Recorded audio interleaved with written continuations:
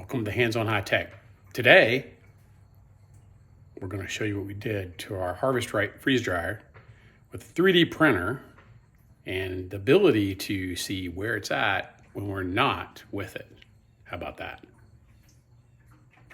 So check this out. This is a $18 Blink camera. It's corded, so it goes back and plugs in. And this is a bracket that someone designed, and I'll show you the design, give you the link, that I 3D printed on my printer.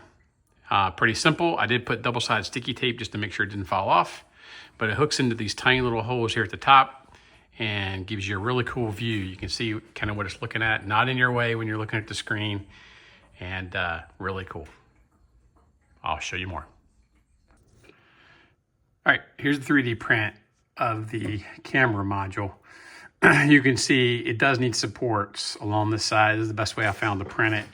These are the little pieces that go in the side of the air vents of the Harvest Right. This just kind of peels off when you're finished.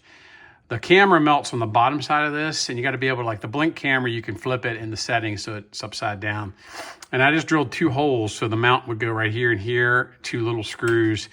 I'm sure you could 3D print the screws too, but I used some leftover screws I had, just small little screws. You can also get those from Harbor Freight, pretty easy. Anyway, that's the mount. I will put the link below so you can have that, and that's a job finished.